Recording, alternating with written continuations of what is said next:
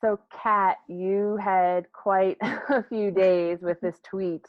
Are you surprised that do you want to just say what the tweet was and then just what your reaction was to it? Yeah, so I'm actually scrolling through Twitter because it's been like liked and retweeted again today. Let me pull it up. And I definitely was surprised. It was one of those tweets that I just kind of sent out into the world because it was on my mind from a series of events that were just going on around me, right? Some just sort of observational based on my lived experience and observations. And so the tweet is, we need more diversity in legal scholarship, not just the obvious kind, parenthetically, fewer white men, the experiential kind. Let's hear from more folks who aren't federal clerkship plus 2 years in big law experience, please. And that is the tone in which I tweeted it. Sadly, tweets can't come with a tone, but so I tweeted that on the 10th, and as of this moment, it has 678 likes. It's been retweeted 81 times and 49 comments, most of which are not like snarky. Like most of the comments are actually substantive, contributing to kind of the conversation and everything. I think I only had to block one person based on interaction. My first person I've ever blocked, actually, based on interaction with the tweet. So, and I think this is second only to a tweet that I made a couple of months ago about what lawyers should be doing to support clients during the pandemic, but that's another topic. So yes, to say I was surprised is to put it mildly. It clearly struck a chord with a number of people, 678 people. I think it's fascinating because in some ways, right? I mean, you aren't the first person to say it, right? Oh, yeah. And as a clinician, I mean, the clinicians have been fighting this fight for forever.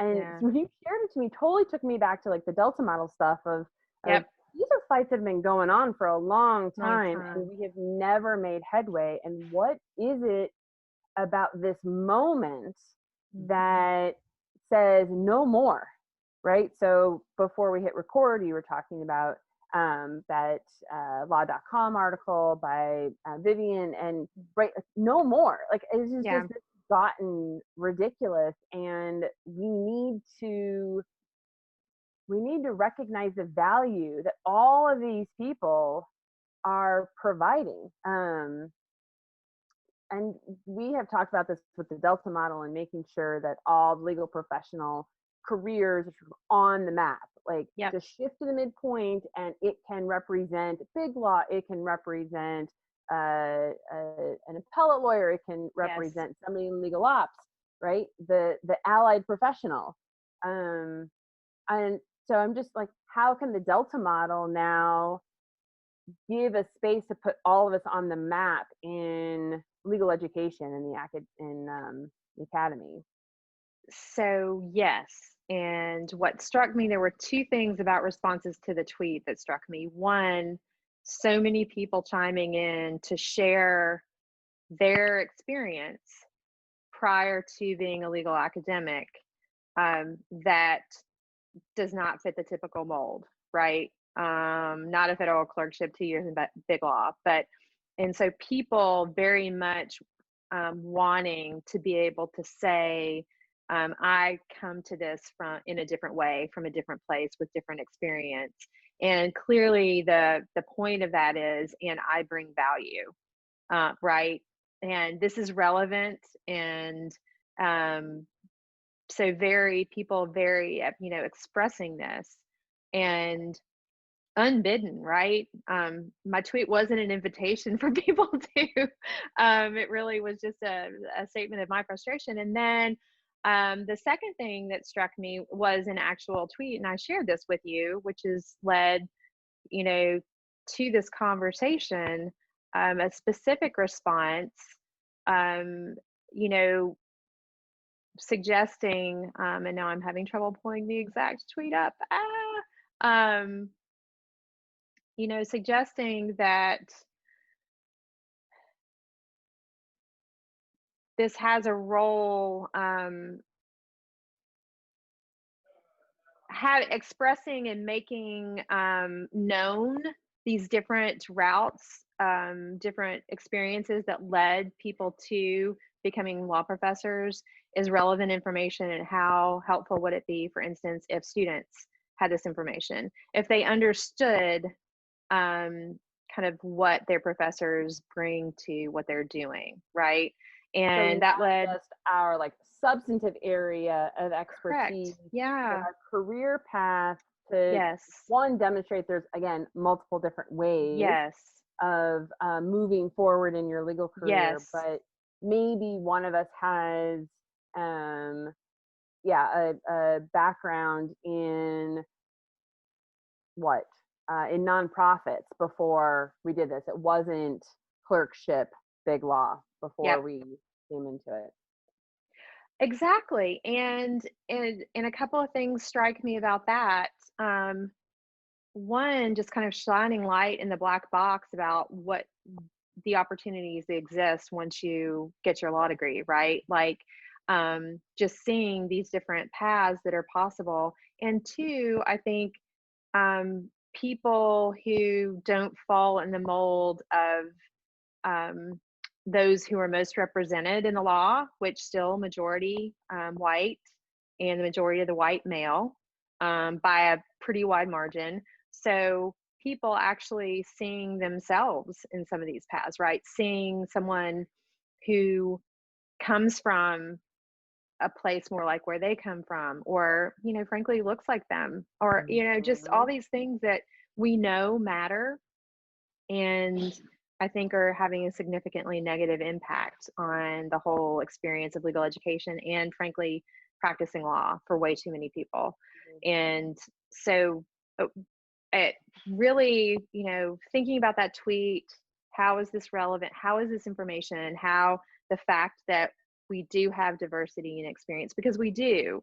I also want to make the point clear that I'm not suggesting that we don't have people in legal academia who 100% we came do. through different experiences. I mean, you and I are great examples of that, right? And all the, really dozens of people who chimed in on the tweet to say, here's how I got here. But what struck me is that actually the Delta model provides this framework for individual professors and, frankly, law schools to actually identify, here are the unique combinations of experiences and competencies that our faculty bring to this work. And really showing the richness and diversity, because the foundation of the Delta is the practice. And so the doctrinal experience and all of that matters and is definitely important. And there are two other sides. And so by thinking in terms of the Delta framework, do we now have a way to shine a light on the experiences and skills that faculty bring, right, to this work, and to identify it and help students see the relevance and the importance, and also help them identify, um, potential mentors, identify faculty in a way that they come to know them, I think, in a different and richer way. And it's so simple, right? And it's much more accessible than trying to sift through somebody's CV that's written in typical academic ease, right? Yes, yes. That's typically not a terribly accessible or, frankly, interesting document. I guess No. by design, I don't know why people don't make it more interesting, but or at least visually pleasing. Times New Roman, you know, Yes. the Well, more this pages, the better. But everything uh, about the law, right. the way that we write, the form in which we write. Yeah, Yeah. yeah, and it kind of extends everything. So it really struck me that this is another way that students can get useful information that can help them navigate their time in law school and really make more meaningful connections with faculty members. And and maybe even choose courses they might not have thought about, right? Because they see a particular faculty member has this experience that otherwise they would never have known about. And so I think there's that. And really just to encourage faculty to think more holistically about what they bring to the table for this, the experience, the user experience for the students. Well, so there's two things in there, right? So you always point this out to me about the Delta model. So there's the individual and how we use the Delta sort of map our competencies. And so let's recognize that skills related to all three areas are of value. Yep. And then two, within the organization that is the law school, the diversity in Delta maps the individuals have is important. So like you say, look, we need the doctrinal faculty. We need people whose Delta models midpoint is almost all the way to the top, where that super deep understanding and big thinking about the law is there. But we also need people whose midpoint is pushed or pulled all the way over, who have all those people skills. Yes. And the other thing that you and I have been talking about is developing these playlists, which I've always thought of as resources like the podcasts and the webinars and the classes that you could take. But yeah, now we could put the people that you could go talk to. Absolutely. Who have those skills that you're looking to develop. Absolutely. And just think about how, consider clinical faculty, right? So odds are they're going to have a number of those skills at a high level on the people side of the Delta. And so if there was a framework that was universally identifiable, like the Delta, that identified and clearly valued those skills, right, as holistic lawyering skills, I think that changes the way we talk about these things for the better. And it has, I think, the power to really, for lack of a better word, democratize what different faculty bring to the table in terms of what they offer. And yeah, and then the faculty do, I think, become much more accessible in really directly applicable ways, that especially for students who don't show up in law school with a playbook thanks to having a family member or friends, or coming from a background that's going to situate them in the law school space. And let's hope that we actually have more and more of those people, because that's going to grow diversity across our profession. And think about how valuable it would be for, the folks without the playbooks to have this information. So I'm all for it. Now we just got to convince law schools, or maybe we just get some radical professors in certain schools to say, hey, here's my Delta, and to use that as a way of communicating with students and kind of putting it out there, right? Yeah, let's do it. Let's put a call out. I always go back to that article that Michael Moffat wrote, the island salt vitamin germs model that he used to identify different approaches for people, for law schools adopting ADR classes, courses, programs, initiatives. Yes. So this is the germ model, right? That individuals kind of doing it, and seeing what happens and how it can infecting everyone else. In a good way. In a good way, right. In a good way. In a good way. There's this piece, and just for like 2 more minutes, if we can just take a couple more minutes, I guess, that this moment requires us not just to expand opportunities for more people to do what doctrinal faculty do, or to be accepted into the sphere of doctrinal faculty, but to really value the different types of contributions people can have. So I know you and I always talk about writing scholarship and providing more opportunities, specific opportunities for law review scholarship to hear these other voices. And who's reading these law review articles anyway? Like blogs and podcasts and tweets, your tweets. Like this is how people are communicating. Well, absolutely. And I think we've got to think more broadly too about impact and how all of these channels of communication provide a certain kind of value, right? And it's really when we take a much more holistic look, and you do see like law reviews at Vanderbilt now have a blogging platform. Like you even see the traditional locus of legal scholarship expanding a little bit, but I think there's room for so much more expansion in a way that really is only going to move the needle. I think definitely for Make Law Better, but also I think for everyone involved in this endeavor that we call, legal academia. And again, it's not that one thing is better or it's not or, it's and. I want to emphasize that when we talk about this expansion, it's expansion. It's not taking away to put emphasis somewhere else. It's saying we can put emphasis, we can do more than what we're doing, and in creating, it's creation instead of competition, which was also the subject of a recent tweet. And I believe strongly that that's how we're going to move forward as quickly as we can. And right now we really have, I think we have an obligation to speed things up. We have a big obligation to speed things up. We certainly have an opportunity, but we've got to see it as an obligation. Otherwise, this moment's going to just pass us by yet again. Yes. Another moment in time that we've not seized, and we've got to.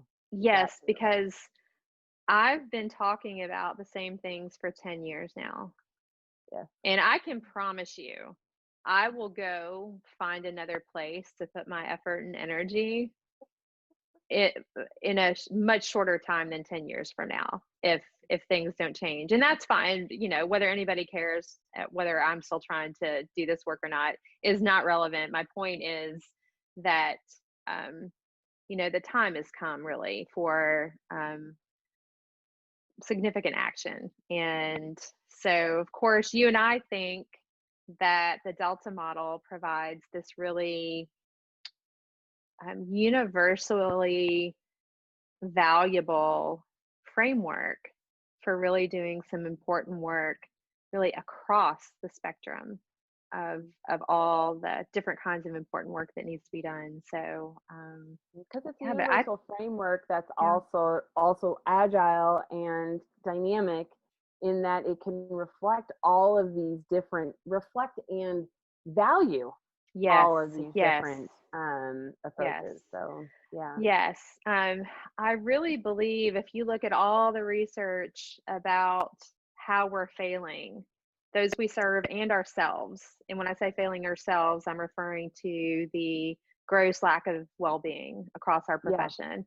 And I really believe that the research on the incidents, and if you peel back the layers and look at why, I think a big part of it comes down to a real failure to really connect the personal with the professional in a way that's meaningful for the individual. And so I just wanted to make kind of the final pitch that I think that is another superpower that the Delta model offers, that it really can help the individual legal professional connect their values to work that is going to give them the opportunity to really contribute and also thrive as a person.